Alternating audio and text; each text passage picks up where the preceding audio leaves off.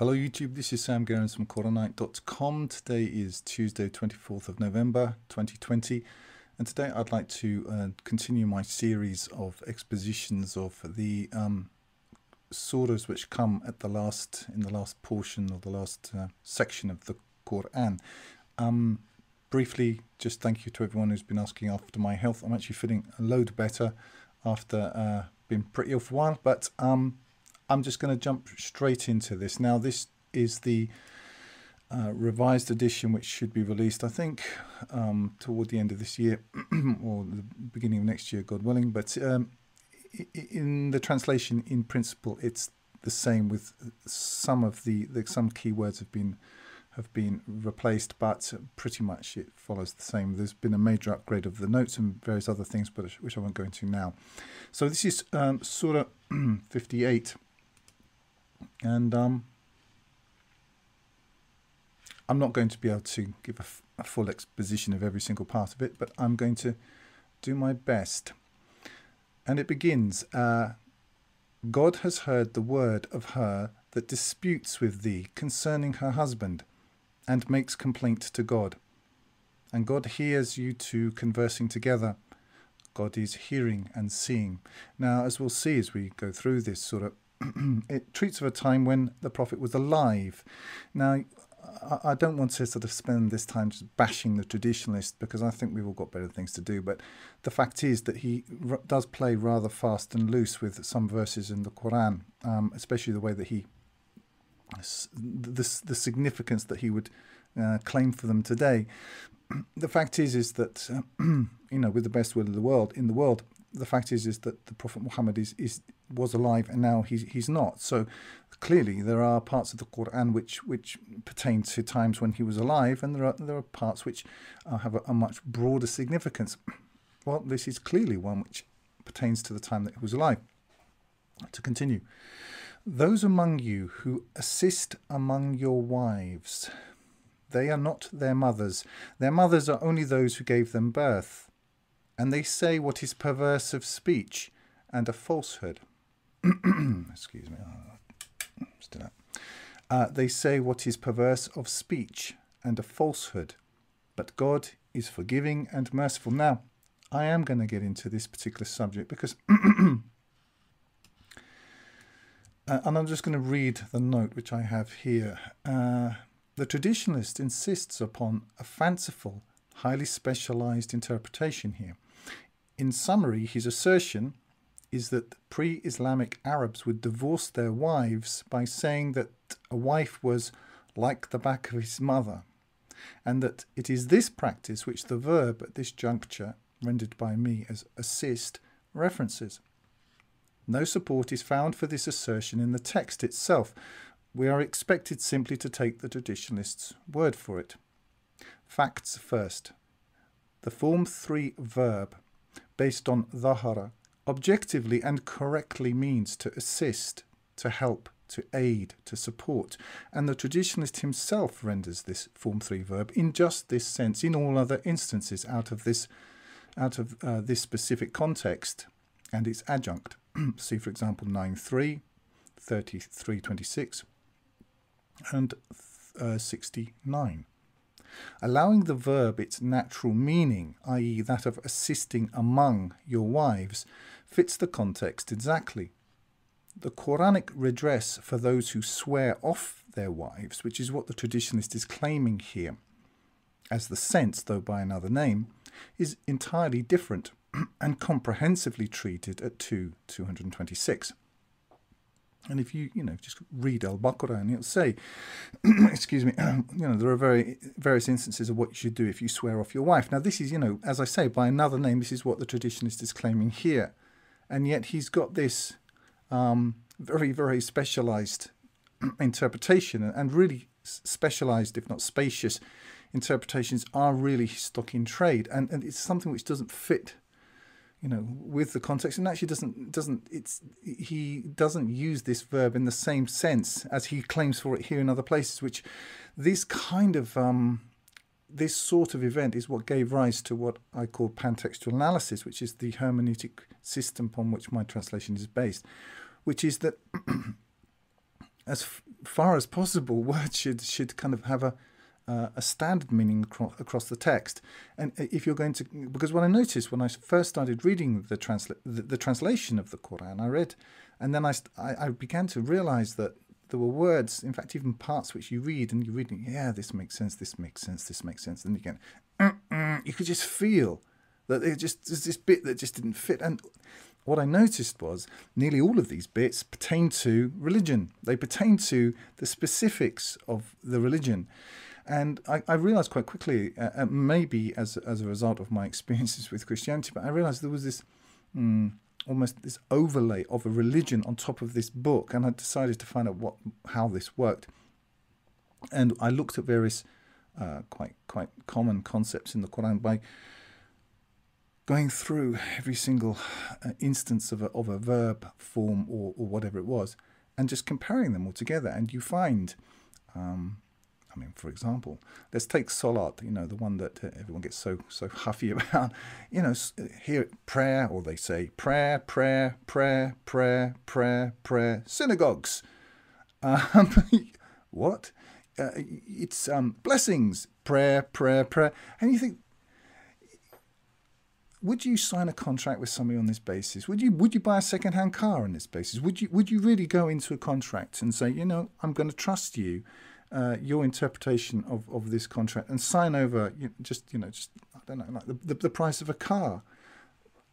Most people wouldn't, and yet, as sort of concerns our eternal soul, we're supposed to just hand over the keys to our soul to people who, quite frankly, I don't know about you, but me personally, I wouldn't trust to change the oil in my car. I literally wouldn't. So I know it's the height of arrogance, but I decided to do my own due diligence. Anyway, concerning this verb means, if you look it up at 9:4, 33, 26, and 69, it means to assist. And as I say, the traditionalist himself requires it to mean that in those places. But here, and only here, well, there are two places actually, 33:4, and where we are in 58. Here only, he says it means to say that your wife is like the back of your mother. The Quran says that it's complete. It also says that it is, it says if it were from anybody other than God, you would find in it much contradiction. Well, God claims that this book is consistent. The traditionalist claims that it's not. I came to the view that if I found that I agreed with God on this, I'm going to stick with that no matter what the traditionalist says to me personally. I'm not trying to convince you of anything. I'm just explaining, a bit of my process. So to continue, allowing the verb its natural meaning, i.e. that of assisting among your wives, fits the context exactly. What it doesn't do, however, is fit with the religion that has been made up since.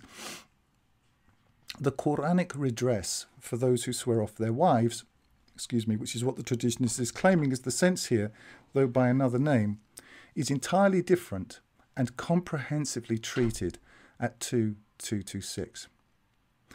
Now to the application of reason. Again, this is not a very popular pastime in this particular milieu, but we're going to go with it anyway. In a context which permits of limited polygyny is just polygamy by another name, but it means that it's the man who can have more than one wife. Polygamy, sort of technically, it could be a wife having more than one husband, but it's polygyny that we're talking about. A situation is possible in which one wife might not be able to have children, while others might be able to have them. In such a case, a man, it may be reasoned, might decide, if it is assumed within the Quranic principle of mutual consultation, to assist both the fertile and the infertile wives by allowing the infertile wife to raise a child born to the fertile wife. Thus, the infertile wife might experience something of the joys of motherhood, and the fertile wife, who may already have her hands full with existing children, might get support in the raising of a child. Other comparable scenarios are where the husband has no child from a previous wife, or a wife brings an existing child into a marriage. The point in such scenarios, i.e. in which a man assists among his wives, is that we should remember who the true mother is and not obfuscate that fact. These points granted, it is possible to envisage a case in which a man has allowed a wife to raise a child of which she is not the natural mother, and that decision has resulted either in regret on the part of the natural mother or a change in mind on the part of the man. And it is surely such a case which is the subject here, i.e. one in which a man has to go back on this arrangement, returning a child to the care of its natural mother, thus depriving the adoptive mother of her charge. So this scenario is addressed. If you look at 33:4, you find the same thing. Now let's just go back to 58:2. Those among you who assist among their wives. Remember, the traditionalist says that those of you who say you're like the back of my mother, and this is some kind of shortcut to divorce. Again, I repeat, there is already a clear scenario on how one is to respond in the case where a man has sworn off his wife. But this isn't this case. Those among you who assist among their wives, they are not their mothers. Their mothers are only those who gave them birth. And they say what is perverse of speech and of falsehood. But God is forgiving and merciful. To continue. And those who assist among their wives then go back on what they have said. Now, then comes the specific, like hududullah, the very specific, in this case, punishment for somebody who has done exactly what we've just sort of summarized from the notes. The freeing of a slave before they touch one another. By that are you admonished, and God is aware of what you do. And whoso has not the means, now this is a common Quranic mechanism whereby a man who hasn't got money, we're used to this. A fast of 2 months consecutively before they touch one another. And whoso is not able, the feeding of 60 needy persons. Okay, so you've got the actual fine, if you want to put it that way, and some mitigating exits for people who are not of such means. I table that this is what it means. This is all it can mean, and not only that the traditionalist interpretation of this is directly repugnant to a clear scenario of actually swearing off one's wife, and that's all he's saying. He's saying this is another form of swearing off your wife, but it's got a completely different set of consequences.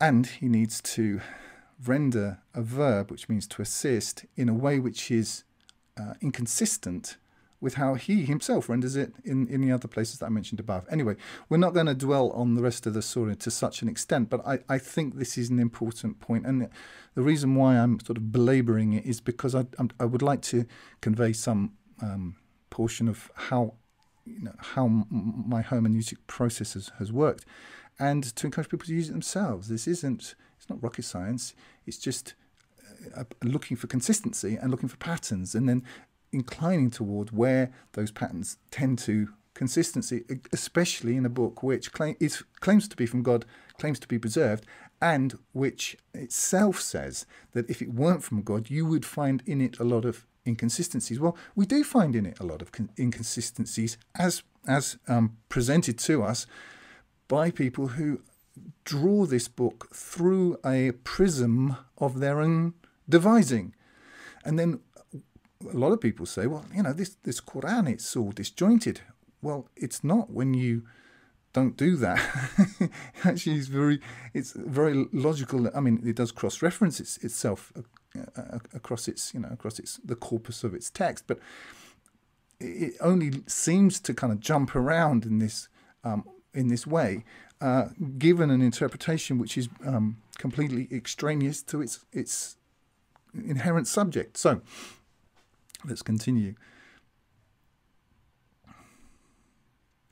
Those who oppose the God and his messenger will be abased, even as though before them were abased.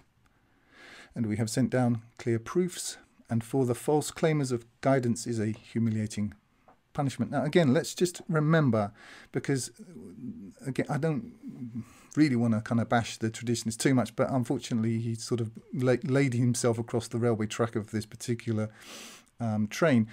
And the fact is that he does rather like to claim verses about, opposing the messenger. And by the messenger, he doesn't mean the messenger, of course, because as I said at the beginning of this, the messenger is dead.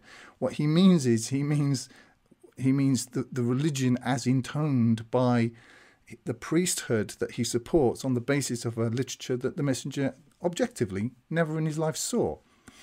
And as we established at the beginning of this, he was alive at this time. I forgot to keep transferring the my new technology. I got a bit carried away, forgot that you couldn't see what I can see. Okay, let's press that button. Okay. So, to continue. The day God raises them all together, then will he inform them of what they did. God counted it while they forgot it, and God is over all things witness. Now, this surely is the salient point. Now, we started off with a situation where Muhammad himself, the messenger, as a living being, was in a conversation with a particular woman at a particular time in history. Then we have the general kind of, I suppose, a question of ruling the community in a case which was germane to that very community, but which this actually does have, a broader application and implication for believers today. But now we've gone to the general principle. You see, the day God raises them all together, then will he inform them of what they did. God counted it while they forgot it, and God is over all things witness. Now we have the general principle, the principle which isn't dependent upon whether the messenger is alive or the messenger is dead, this particular incident, or anything else. Here is the universal principle. To continue, verse 7. Dost thou not see that God knows what is in the heavens and what is in the earth? There is no private conversation of three, save he is their fourth, nor of five, save that he is their sixth, nor of less than that, nor of greater, save he is with them wherever they may be. Then will he inform them of what they did on the day of resurrection, and God knows all things. Again, this is an extension, an extrapolation, an exposition of the point which went before that. And now it kind of draws back down from the general universal case back down to the specific, the local case. In fact, dare I say it, a time where the Prophet was alive and he isn't anymore. But let's look at it. Hast thou not considered those who were forbidden private conversation, then return to what they were forbidden, and converse confidentially in sin and enmity and disobedience to the messenger? You see, the time when the messenger was actually alive. And again, the traditionalist, he abuses these types of verses, and no question about it, and claims, and he sort of arrogates to those verses, or kind of insinuates and applies to them, screws to them, links to things with which they have no connection. And when they come to thee, they greet thee with a greeting wherewith God never greeted thee. Let's just compare this with what the traditionalist does with other parts of the Quran, where he says, you have to send greetings upon Muhammad. If you look at that context, it actually only says, and greet with a greeting. It doesn't actually say Muhammad in that case. And anyway, in the broader context, Muhammad was alive. And I keep stressing the point, but it seems to need to be made that he isn't, and so anymore. And so we're talking about a situation where a man is dead. This is necromancy. What I mean is the practice of heaping, honorifics, and salutations upon a man who is dead. And when they come to thee, i.e. to thee when Muhammad was alive, they greet thee with a greeting wherewith God never greeted thee. And they say within themselves, Oh, that God but punished us for what we say. Now, this is a very particular kind of construction, and the meaning of this construction, it's a sort of, oh, that it were the case that.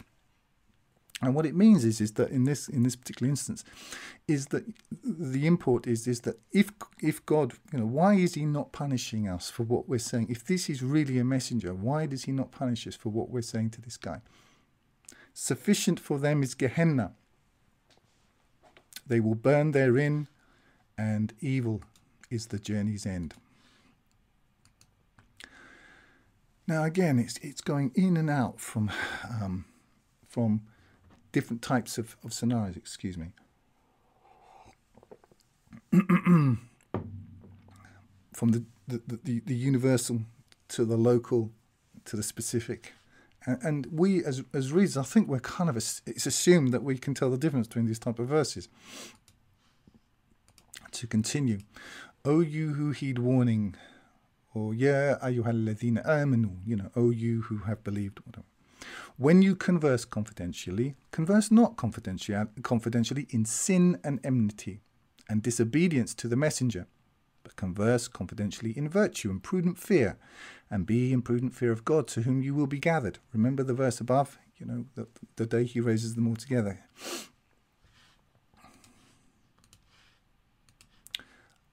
Just find the next verse.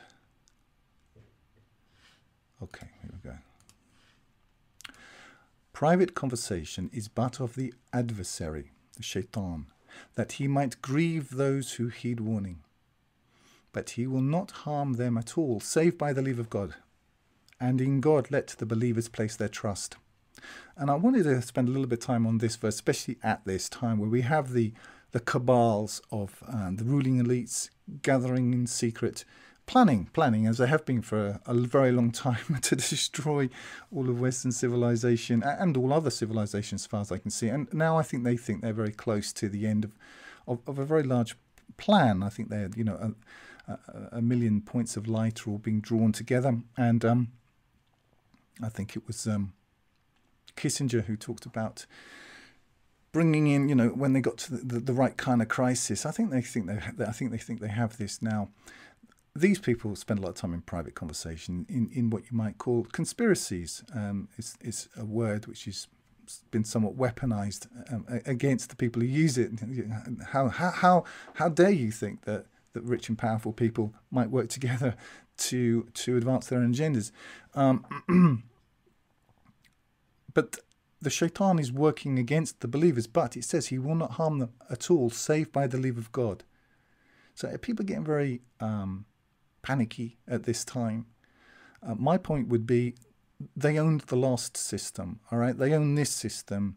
You thought you were free before. You weren't free before. You were living in a prison before. It was a slightly nicer looking prison.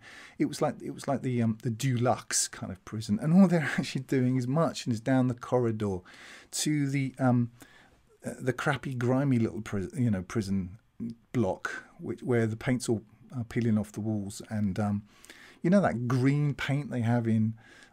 I don't know if you've ever visited a prison or anything like that.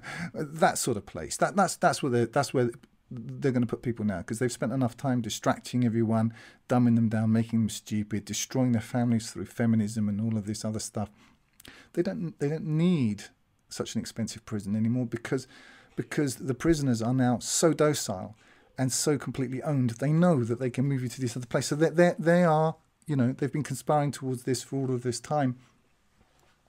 And as I say, they're very close to their goal. However, it says here, but he will not harm them at all, save by the leave of God.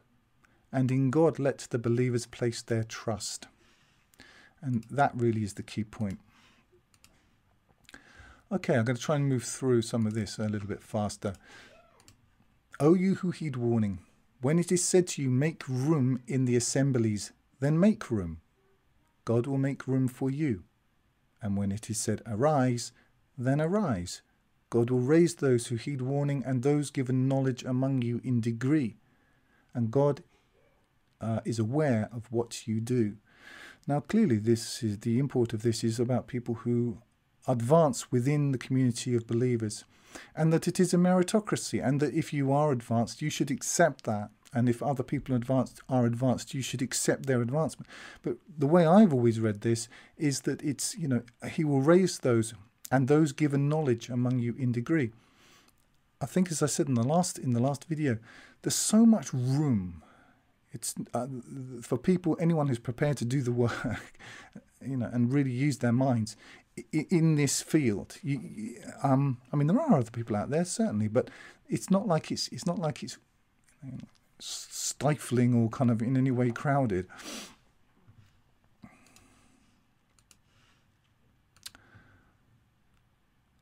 Okay. I thought this was quite interesting. O you who heed warning, when you converse confidentially with the messenger. Now, it's been talking about you shouldn't do it, but clearly there are going to be times when you do need to. Send ahead charity before your private conversation. And the word here is sadaqah, if I'm not, yes, sadaqah. So it's charity. That is better for you and purer. But if you find not the means, God is forgiving and merciful. See, always this mechanism whereby there's this, as it were, the sort of the standard solution to address a shortfall or a sin of some kind, and then an allowance for people who are not able to meet that requirement. Fear you to send ahead charity before your private conversation. Then when you do not, and God has turned towards you, then uphold the duty and render purity, and obey God and his messenger, and God is aware of what you do. Now, I'd just like to say that the context is of people who are not able to provide sadaqah, okay? They're not able to provide a charity at the time to mitigate the implicit, I don't like to use the word sin, but clearly the context has been talking about that it's not a good thing to have these kind of private conversations.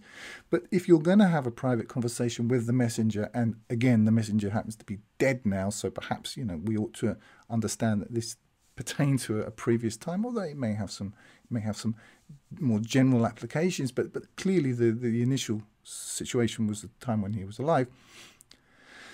Now, it would say, well, the traditionists say, well, then at least you should pray and pay zakah. You should pay this tax we've come up with.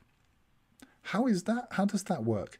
On the one hand, you're being told that you don't need to give a charity, but you should pay this tax. But hold on.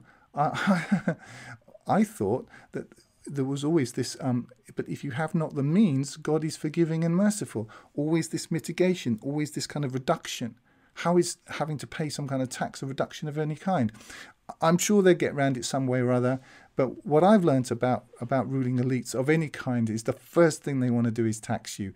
You look very carefully when it in the Quran about what it says, you know, they ask you what they should give, and it says, you know, what you can afford, what is surplus to requirements. My view personally is I do not believe in a fixed tax of any kind. It's not just that I don't like it, I just think it's un-Quranic. The only place where we see a fixed amount is to do with spoils of war. It's not mentioned anywhere else. And to apply a fixed amount to the word zakah, I think, is highly deceptive. I'm not going to get into what zakah is right now, other than purity or in a general sense. Am I against charity? Am I against people spending out of what they have and you know, spending in the way of God? Absolutely not. But to put a percentage on it, to say that this is what it is, it's a payment, I don't believe it. I think it's a lie. And God is aware of what you do. Hast thou not considered those who take allies as allies a people with whom God is wroth? They are neither of you nor of them, and they swear to lies, and they know. Now, I'm getting my head around this system here. God has prepared for them a severe punishment. Evil is what they did. They took their oaths as a cover and turned away from the path of God. So for them is a humiliating punishment. Now, again, I think the context is quite clear that it was a local context at this particular time, although I will concede that A lot of these stories do have a much more broad application. However, to claim that when we're talking about the messenger, we're actually talking about this stock of stories that written down 200 years later by a nation defeated by the people of Muhammad, I think it's something of a reach. Especially in the context of a book which claims to be complete. I mean, you can either have it one way or the other. I mean, either it's complete or it isn't complete. And people say to me, well, you know, how do you pray? And I say, well, how do you cut the grass? You know, how do you decide which kind of colour, you know, what colour curtains you're going to hang up? I mean, it's only a matter of degree, surely, where you divide the line. But what they say, what they mean is, I've already agreed that Salah ahead of time. I've assumed my conclusions. I assume that Salah means prayer. The Quran tells me to pray, although the Quran nowhere says that Salah is prayer, but I that's what they believe, right? And so you have to now answer the question which is implied by my assumed conclusions, the conclusions actually that I've imported from a totally different literature into this book. And if you just, it was through trying to unpick this stuff that I realized, you know, how... why the Islamic world is so backward. It's become backward because it did what the Western world's now doing, which is being driven by dogma. And if you look around you in the Western world now, we have to assume things which we just know are not true. We have to assume that women are, in all cases, in every event, absolutely as good as men in everything. Or, you know, vice versa, that men are just as good as women. When clearly we do know that this is nonsense, but we have to pretend it. Well, I don't, but people have to pretend if they're in a corporate job, you definitely have to pretend that that's the case. Or you have to pretend all kinds of things which you just know are not true. You have to pretend that, sodomites and people who are married and having children and creating a society, that this is just, you know, it's a Coke or Pepsi choice. We know this, you know, normal people, at least, used to know these aren't Coke or Pepsi choices. These are very different kinds of choices. That we have to pretend now that, you know, everyone's going to be, you know, everyone's a genius. Everyone's a potential maths genius, or STEM subjects. Everyone can do them. You know, well, it's not true. There are things which men are just naturally really, really good at, and actually particular kinds of men are really, really good at, and that women are not very good at. And yet they'll be fantastic as nurses, or as, you know, midwives, or maybe a whole load of other stuff as well. But the fact is that we are different. And my point is that we've become dogma driven.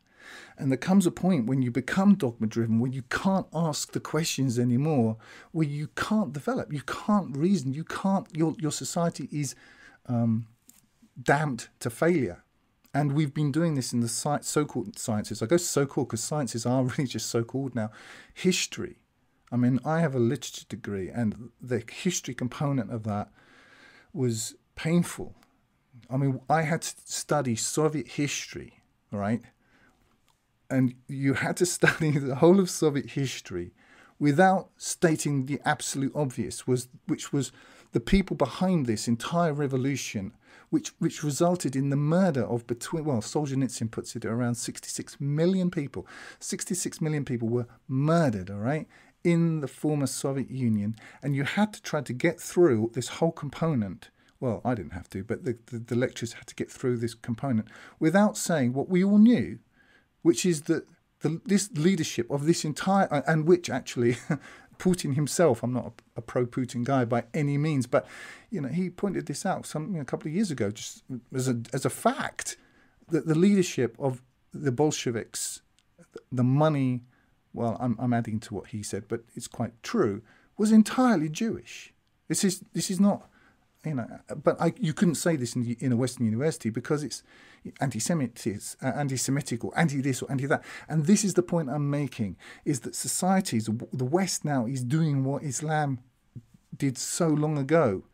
And it's not like the Islamic world has a monopoly on stupidity or anything. What I'm saying is that these types of blindness, self-imposed blindness, are dogma-driven, and any society that does that is going to fail. And that's we have the example of once great, I mean, whether you like it, you don't like it. I mean, the fact is that it's true that the Islamic cultures, I mean, Baghdad and then Cordoba, places like this, were centers of learning and light at a time when Europe was in darkness. This is absolutely true.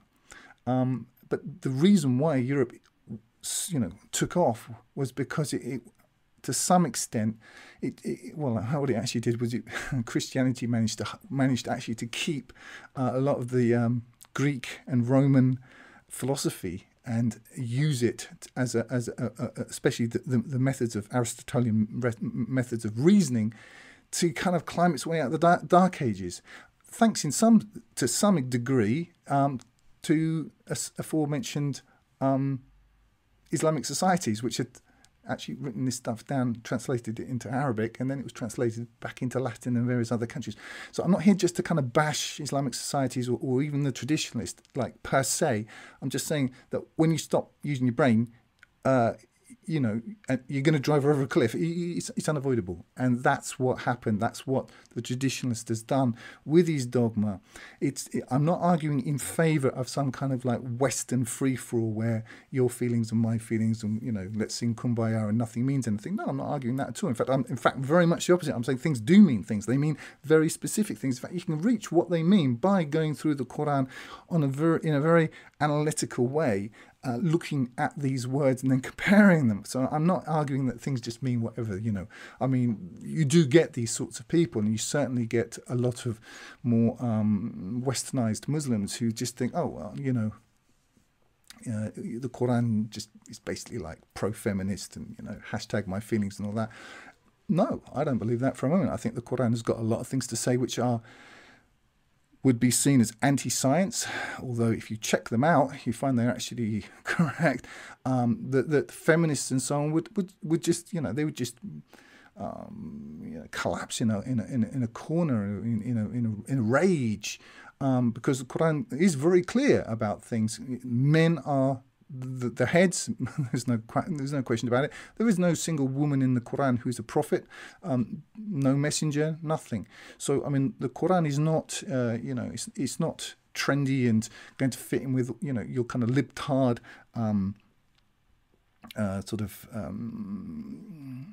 desires and so on. No, it's got a very clear ideology. There's no question about it.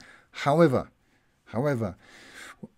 what's happened is a kind of a dead-end dogma has been imposed upon it. It's been overlaid upon it, which comes from somewhere else. And it's what my job has been, as far as I'm capable, it's been to unpick this kind of, and kind of reverse engineer this. You've probably seen Aliens, that bit where the Sigourney Weaver, she's down into the lab room. She goes down into the sort of place with that girl, and she's asleep, and she gets attacked by this alien, and it wraps its tail around her throat and attaches itself to her face. That is Islam, right? That's what this thing has done to this book. So what I've been trying to do is kind of quite methodically unpick this and work out what this book actually says without assuming the conclusions, which is really what I'm talking about in both, what's happened to Islam and in the West, without assuming the conclusions of a class of man, as I say, who I wouldn't trust to change the oil in my car. So that's really has been the kind of the motivating kind of factors of what I've been doing. Anyway, let's see if we can get through the rest of this quite quickly. After that little aside, their wealth and their children will avail them nothing against God. They are the companions of the fire, and therein they abide eternally. The day God raises them all together. You see, again, this is it goes in and out from the kind of the close up and personal at the local level at that time in that particular place, right out to the day of judgment, back in again. You see, it's again, it says in it, if you cast your mind back, there's no group of three, but he is the fourth, and no group of four, but he is the fifth. It's this kind of like zooming in and out is to get, to implant in our psyches an understanding of its universal application. The day God raises them all together, they will swear to him as they swear to you. You see, universal day of judgment, straight back down into the immediate context, and think that they stand upon something. In truth, it is they who are the liars. The adversary overcame them and made them forget the remembrance of God. Those are the party of the adversary, or the party of the shaitan. In truth, the party of the adversary, they are the losers. Okay. Now, just if I could just ask you to hold that kind of pattern in your mind, because we're going to cut to shortly to a kind of a staggered statement. We're taking this as our pattern, and now we're going to see this repeated, but with an interposed piece of text. So kind of hold that in your mind if you can. Those who oppose the God and his messenger will be among the most abject. Well, I'm supposed to be doing this. Okay. God has written, I will conquer, I and my messengers. God is strong and exalted in might. Thou wilt not find people who believe in God and the last day, loving those who oppose God and his messenger, though they were their fathers or their sons or their brothers or their kindred. Full stop. And now we're going to shift to a kind of a parallel statement with an interposed piece of text. If you just think back slightly, the adversary overcame them and made them forget the remembrance of God. Those are the party of the adversary. In truth, the party of the adversary, they are the losers. Now, going to verse 22. Thou wilt not find people who believe in God in the last day, loving those who oppose God and his messenger, though they were their fathers or their sons or their brothers or their kindred.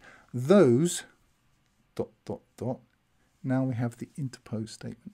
He has written faith in their hearts and strengthened them with a spirit from himself, and will make them enter gardens. Is he going from the local back to the universal, to the eternal?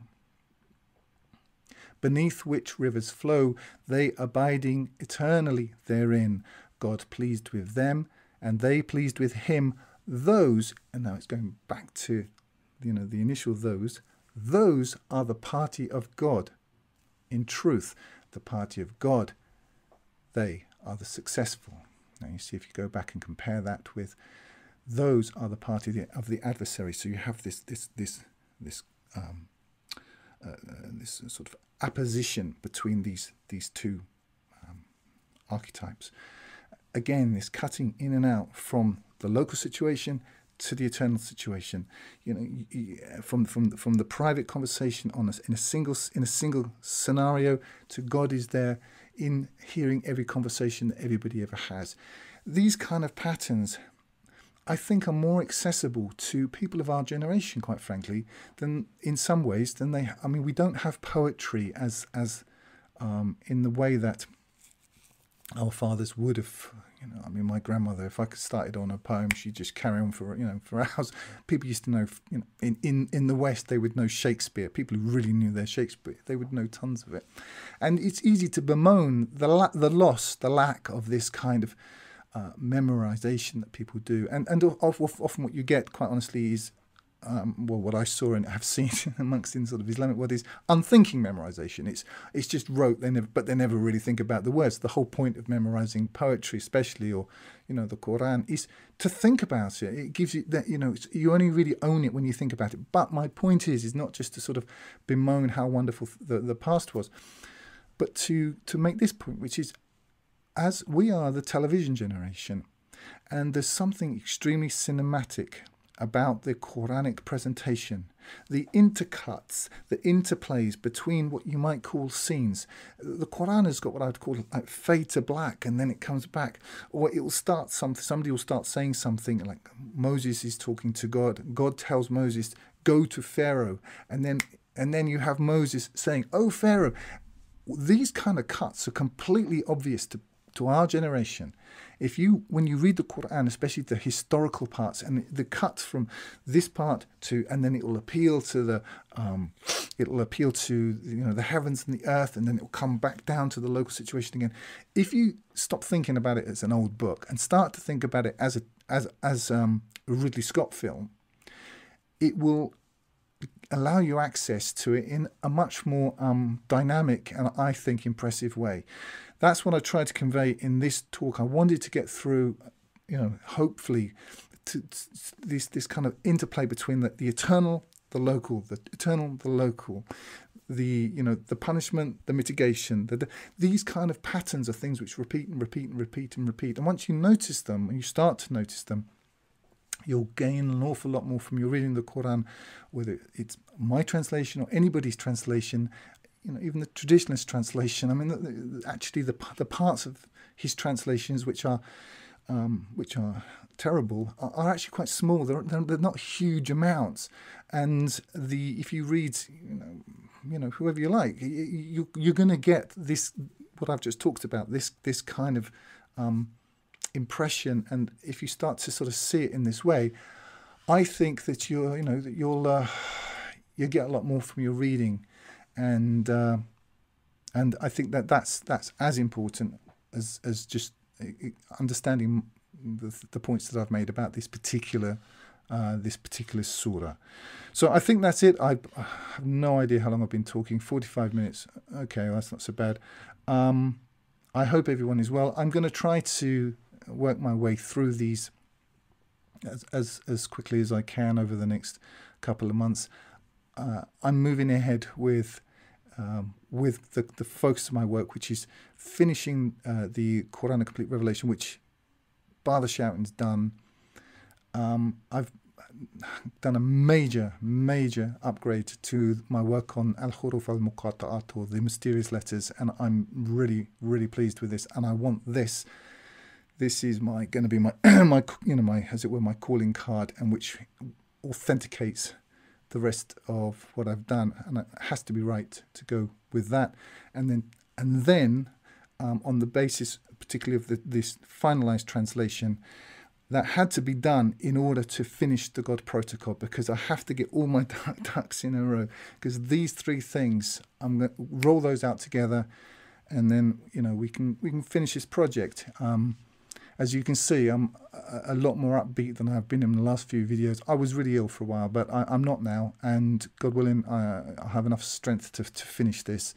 And as I have said a few times, videos at this time are not my main focus, but I will try, God willing, to make one, on a regular basis, and will do the best I can to do that.